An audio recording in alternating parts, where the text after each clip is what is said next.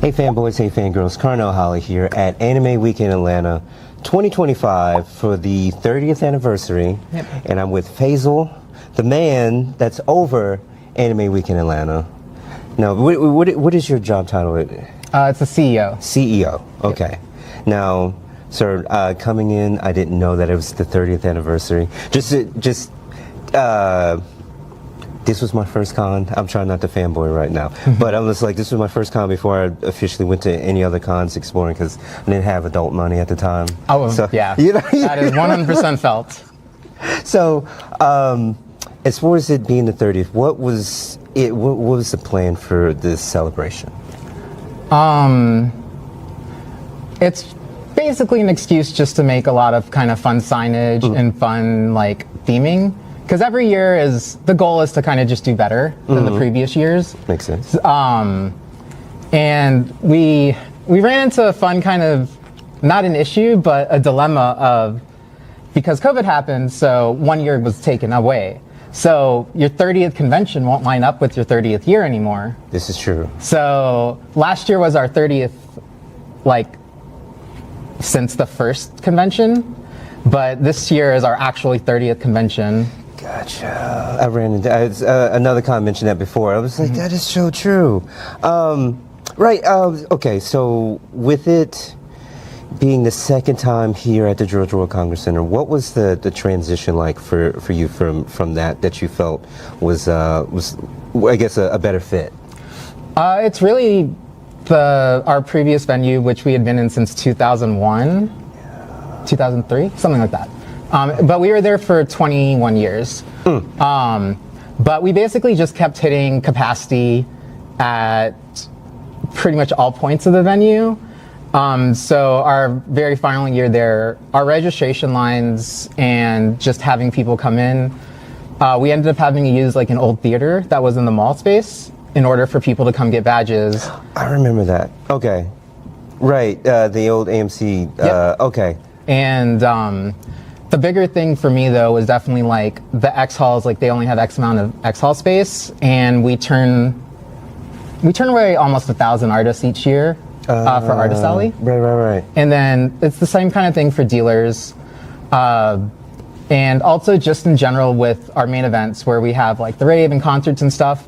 We were capped there at roughly 2,000 people, and with here our rave and everything is capped at 5,000.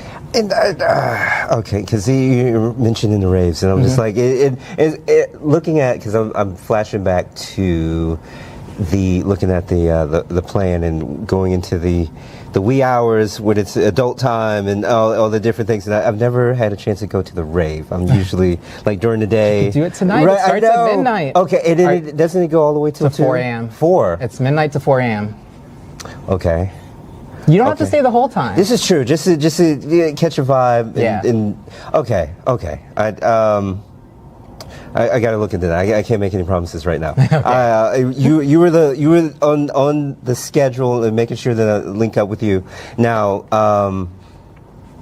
okay, so because usually, like you said, like it's a good thing that we're growing, and it seems like everything is just converging into the Georgia World Congress Center. Was there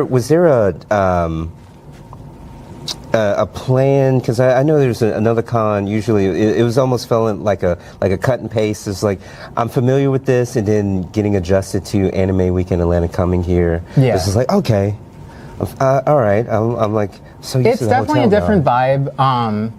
Like I really do like having like the convention hotel being part of the event more so than it is here, because we don't actually have any programming at the Signia or the Omni. This is true. But the Signia still has that kind of really festive, like fun atmosphere at night. But like with the Waverly, we were able to do this kind of full transformation in the atrium where you walk in and there's banners and lights everywhere. True. And it was almost like, you know, a 24-hour party in the hotel, right? Like the whole time. And so I do miss some of that here, just because of how big the venue is and how spread out it is. So you don't get as much of that type of interaction, but just having the space and having the ability to do a lot more events that we hadn't been able to do before, we had, one of our main complaints was people couldn't get into panel rooms because they were already full, that the lines, they'd have to wait 2 hours before to get into a room.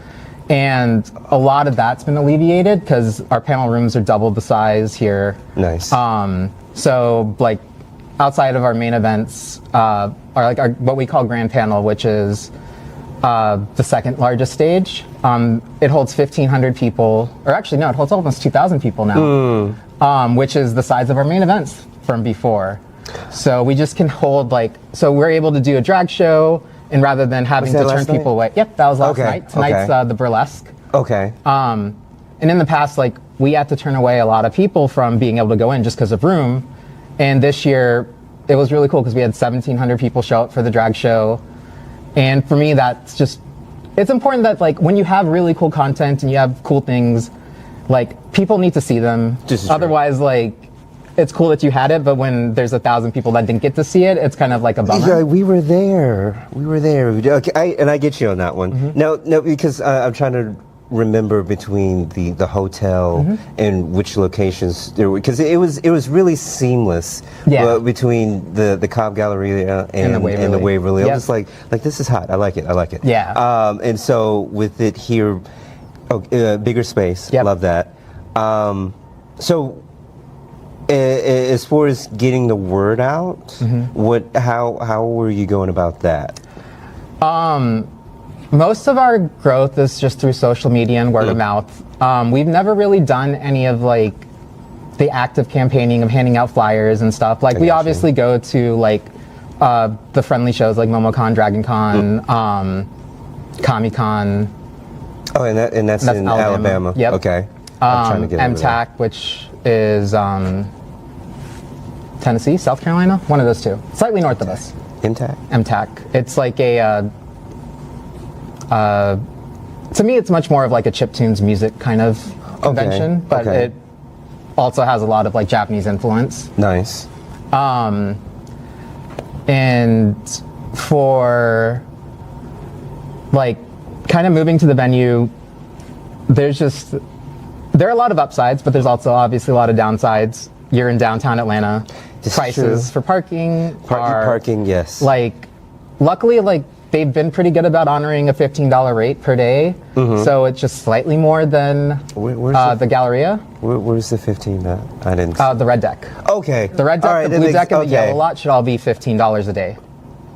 Well, and if you pre-ordered, I pre-ordered. If you pre-ordered, it should have also included in and out parking as well. Okay. Because I'm just when you saying 15, I'm like, I saw 21 on the sign. Yeah, that was specifically because you can then go in and out as much as you need. Gotcha. Because I was wondering. Okay, too easy. And it's just one of working with a downtown facility. You have to have a much higher police and security presence. This is true. So it's kind of trying to balance just. The budgeting for me has definitely been one of the harder things because our initial estimations were just not quite accurate.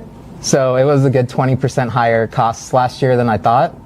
But I also don't want to raise prices or anything. Right. And this year's kind of proven that doesn't work now with tariffs and everything because everything has now gotten more expensive, like lanyards, badges. Right. So that actually has had more of an impact on at least the finances is the current tariff situation. Okay. But then with advertising in general, which is what we had started with, was the Atlanta Tourism Board works with us. So we have signs at the airport welcoming everyone, which is something that's exclusive to downtown Atlanta or the GICC. Nice. And working with different restaurants, if you have your AWA badge, a lot of the restaurants around here will give you a discount. Oh, sweet. What is that a listing? Yep. So there's a list that we posted on our website. It's also at registration, and it's on the Atlanta Tourism Board, ATV's website. Okay. Sweet. All right. The more you know. I got you. It was something else that was on the tip of my tongue. As far as not just the 30th, but I lost my train of thought. But the pricing. I know it, and the tariffs is so crazy. Now, as far as this being the 30th, now what were the people didn't know that was going to come in? That would just So Flow was probably the biggest thing. I'd actually been working with them for a couple years and helped set up the North American tour, specifically with AWA being the last stop. Nice. And Flow's been one of my favorite bands like since I was a kid because everyone's watched Naruto and Bleach and stuff. Right. So, so that to me was kind of one of the more iconic things because I got to bring a band that I've loved for a long time, and not only that, we had worked with them to basically pay for it all so that it was included with the badge, so there's no like additional fee. Oh, right. Yeah. And just going to more and more concerts, like I don't think I've actually been able to go to almost any like bigger concert for less than $150 lately. Oh, like wow. Ticketmaster and everything has just gone insane. Because I've never gone to a concert unless you include Ninja Turtles. I mean, that it does. I mean, it was music, but Yeah. I'm just like, I'm thinking like, man, yeah, it's one of Heroes those and a things Half of I hadn't quite experienced it, but a bunch of my friends have been dragging me out to a lot more concerts this past year. nice. And I'm realizing like, oh, this is all very expensive. Because in my mind, I'm like, oh, you know, we're trying to keep like, oh, concert tickets like $40, $50. And my friends nicely informed me that it hasn't been like that for a good 10, 15 years. And Right. I was just like, which, because I'm thinking about the Beyonce concert, and that was like a lot of people went to that one, and knowing the pricing on the tickets, it's like, I love me some Beyonce. But I mean, I went to the Stray Kids concert here, and I think my normal ticket was close to $500. okay, truth be told, I've recently found out about the Stray Kids. I think you might know one of the panelists, Supreme Attorney, and she's bringing me a new one on this one. But I'm playing catch up. But the question that I had in mind, because I've noticed. I think it was last year. I didn't know if it was a conscious decision, but I realized there was some more Korean influence. Yeah. Okay, because I remember because Johnny Young Bosch, voice actor, who's half Korean, and then Force the Talent, acting talent, and then musical talent. I was like, okay, what was that shift? So for me, like one of the main things that I do is I pick all the music guests for AWA. Okay. And I also pick all the Japanese guests and kind of the larger tie-ins, like with Crunchyroll, or this year we have like the Genshin Impact official store. So K-pop is obviously like really popular, and we had a lot of requests for it. And one of the main things for me for AWA was being able to bring experiences that aren't normally available to America, let alone to Georgia. Atlanta's fairly lucky compared to a lot of cities that we do get a good amount of concerts, but we still don't get as many as like LA or New York. So basically being able to expose more of the fans here to acts that they might not have seen, while also like trying to get like bigger acts like Flow that everyone hopefully has known for a while. And with K-pop especially, to me it's just so tied in with just the Japanese music scene as well, that it was kind of almost a no-brainer to start doing that. So we've been bringing Korean acts for about 4 or 5 years now. Okay. And the goal is to try to continue and kind of branching out more into it. With the kind of surge of K-pop, especially since K-pop Demon Hunters, Right. which is, you know, right here. Like the amount of demand now is just insane. And so I'm kind of curious how it's going to work for next year.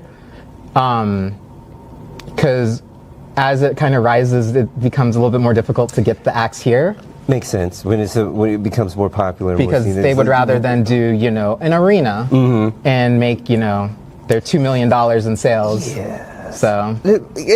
Okay, because then all that makes sense. It all makes sense now. Because I was just like, I was noticing it, and I'm not. When doing press, I'm more so on the voice acting side, and then I was noticing more on the musical acts, and I was like, oh, okay. And then the K-pop Demon Slayer hit, I was Yeah. like, oh, I'm a fan of this too now.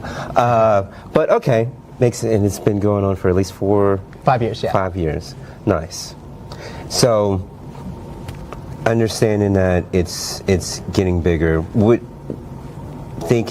would you say would be the shift to counteract that? Would it be more, not necessarily like bigger bands? Yeah, that's a lot of it is, so like we have Rolling Quartz this year. They're a pretty solid like B-level act.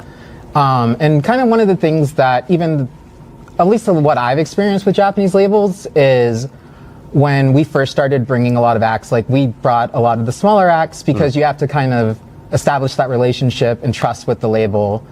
So Sony, who manages Flow, like we brought Sony acts probably every year for 15 years now.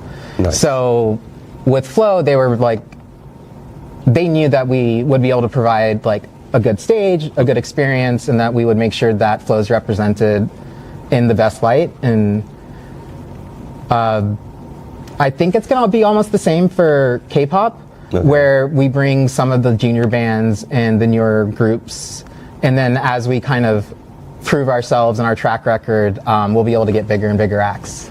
Nice. Okay. No, as far as like fans that haven't come but want to experience this, like what is that like in your opinion? For as a whole, but mostly for the musical experience. To me, I think one of the things that sets us apart is our concert hall is like, I mean, it's a professional level production that you could see at a lot of tours just in general. So our actual setup that we had was the best setup that Flow had, and they were very, very happy with just the quality of just kind of nerding out on the tech stuff, like the LED wall. It's 2.6 pixel, like it's a super nice LED wall that was bought last year actually by the production company for AWA specifically. Nice. And it just looks awesome, and just how, like one of the things is like audio fidelity. So we're not going for just like, we want to blow your eardrums out. Right. We want you to be able to hear the music. And so with our production company, like the owner, like he was a musician when he was growing up, and they had done a lot of giant concerts and everything. So we basically brought them in because they've ended up having to do a lot of corporate stuff. So we're their like one fun event. So this is the event where they bring out all their toys, like their lasers and a lot of their movers, and like the LED wall. And so it's fun because they get to relive a lot of like their like younger days. And the owner, like his children also work, and his children are actually the reason we even met him. Is they used to be AWA attendees growing up because they've lived in Atlanta, and they reached out and were like, hey, would you be willing to get a proposal from us? And to me, that's really cool because they grew up at AWA, and then they basically got to bring in their family business. And for me, like, we're getting to use a very high-end company, which is not normal for an anime event. Nice. So, just not to keep you, but as far as fans, future fans that are maybe on the fence, like, what do you feel that they coming to AWA they need to do, like, next I'd year? say that, or what they need to do, or what they should look for. For looking forward to, what is just like, put it on your bucket list? I'd say that AWA basically combines Southern hospitality with basically it's okay to be a weeb. One of the cool things for us, like, so the original founders for AWA and who I took over for is a person named Lloyd. He's African American. I'm obviously brown. And it's basically about inclusivity. It's basically a good representation of Atlanta where it's just everyone gets together, gets to celebrate. You get to like get away from the reality of the world and politics and all that. And people can come together and get along without being snippy at each other and all of what you see online. But also just the musical act to me is a big thing. It's also, for just tabletop and video gaming, and it has all of the aspects that most events have at this point. But for us, we still have a lot of fan-run panels. It's kind of how it's actually how K-pop was first kind of introduced to us as well. Basically, as long as there's someone who's a volunteer on a crew and they're interested in something and they want to put forth the effort and they're passionate, I'm really willing to allow most things that are related to just Southeastern culture. So one of the things that I know people have been talking about is trying to bring some more sumo acts and sumo culture in. Okay. So to me, that's super cool because that's one of the things that I'm a bit of a nerd about. Right. So maybe not next year, but hopefully soon. And also just for next year, we're going back into November, which is a godsend for me. Okay. Being the weekend before Christmas was not remotely what I wanted. Unfortunately, it was what Atlanta was able to provide. But next year will be the weekend before Thanksgiving. So we're out of that retail blackout zone. And I know that a lot of people here are delaying a lot of their travel plans for Christmas and stuff. So this hopefully just won't affect that in the future. Okay. And one of the bigger things that we started this year is we started the virtual village, which is focusing on VTubers and virtual idols / just virtual influencers, I should say. So we've had a lot of acts. We revamped an entire room up in the ballroom 1, which we call Baby Grand. So we basically have the setups for them to do live streaming so that they can also then see the audience, they can hear the audience and communicate virtually. In Virtual Village, which is in the dealer's room, we have literally had meet and greets that started Thursday at 10 a.m. or 12, I should say, and continue until 4 p.m. on Sunday. Nice. And we worked with a company called VTRC, which is, if you've looked around, there's these little robots driving around. And those are controlled by the VTubers wherever they are. And so they can drive around the event and interact with people.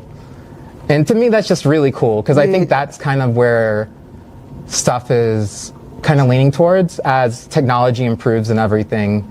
So I really hope that we are able to do more stuff with that. Last year we had the Hololive concert. It was us in New York, had the 2 American concerts.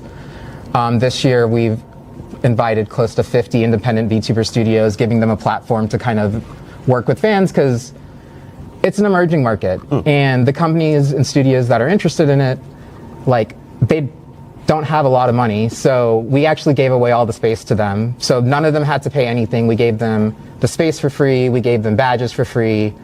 And my hope is that we can continue kind of doing that to encourage just the growth. And I hope a lot of partnerships that are in the works will actually materialize for next year. So there should be some cool stuff coming up. I feel you on that one. Oh, okay. Well, I know you're a busy man. But one question is, a lot of people don't understand that AWA is a volunteer-run convention. Because I've always heard people think, they think everybody's paid here. Yeah. For those that are interested in working with AWA, what makes AWA stand out as a volunteer versus other conventions? I'd say it's the community that's the most important thing. So almost every event has volunteers of some nature. And a lot of it's kind of geared towards, you need to do X amount of hours to get a badge. So what we've done is we've actually branched it off so that people who are in that situation, as you're talking about adult money, right. I started off as an 11-year-old here. And genuinely, I first volunteered because I had zero chance of affording to come. And growing up through high school as well, if I didn't volunteer, I wouldn't have been able to come to any cons. And as an adult, being able to kind of give that experience to people, but it's also, we have what we call a clubhouse here. And with that, It's a place that's year-round that people can come hang out every weekend. We have events there, and it's just much more of actually being able to make friends and build relationships rather than, oh, I'm here, I'm standing at a door. So we actually don't have any volunteer positions that are like badge checkers or door watchers, or even like for setup and stuff. Like we try to hire out contractors for all of our what people call like the warm body positions and stuff. Because I want people to volunteer and be able to do what they have that's fun and they're passionate about, because that's what kind of makes AWA special to me, is giving people that platform, that ability to make a cool thing. And in terms of just, I think actually the biggest thing for us being a volunteer organization is we don't have a corporate overlord. I'm not reliant at all on the event making money to pay for my stuff. Like, I'm an attorney, that's my day job. And at the same time, a lot of events that talk about being volunteer run and everything, they kind of use it as an excuse to be like, oh, we're not as professional because we're a volunteer run organization. And that's been something that I've been very adamant about. And it's one of the reasons I actually don't talk a lot about us being volunteer run when I talk to other companies and stuff, because the impression they have is not great. Like, because at the end of the day, like, being a volunteer run thing is much more important to like internally to us than it is to external people. And it's definitely not a mistake, but it's something that I used to focus on a lot growing up, because to me it was always like, oh, I'm doing this for the great reasons. And as I've experienced and dealt with more and more companies, like, it's just not relevant to them. Like, Sony doesn't care that we're volunteer run. They don't care if someone's getting paid, $10 million. For them, it's how are you taking care of the fans? How are you taking care of the bands? And because we're volunteer run, it means that like the money can actually go back into the event. So rather than, again, having to cut in order to, have board members that want to make whatever money a year, all of the things that we're able to cut then go back to other parts of the event. And then my last question is, with a lot of people don't understand, as a CEO or con owner, it is a very heavy burden and lift that you have to do. And it takes up a lot of time year round, plus your day job and life. How do you, for your own mental health, balance and take care of yourself throughout the year between those three things? I have a therapist. That's probably the number one thing. It's definitely, for me, is almost the opposite of a lot of people, is I tend to take on too much because I feel bad asking people to do stuff. And I'm like, they're a volunteer and I don't want to impose, because again, it's just a lot of work and they're already doing a lot. So something I've been working on is basically letting people help who offer to help and not feeling bad about it all the time. And I've gotten much better over it over the last 4 years. I actually also run another event called KawaiiCon, so I am slightly more insane than the average person.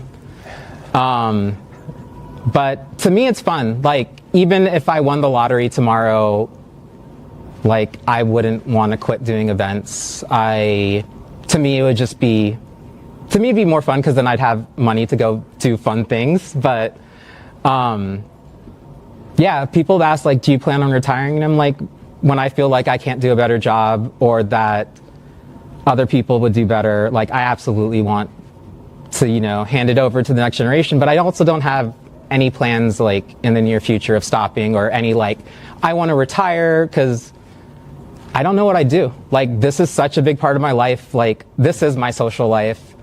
And that's probably one of the things, is this is what I find fun, so. Nice. No, appreciate you. Yeah. I enjoyed that. Especially the mental health, because I'm just like, yo, you're doing a good bit. But we've met time, and so appreciate your time. Yeah, no, thank you so much. Happy to be here. Thank you. And I'm glad y'all came, and thank you so much. Appreciate it.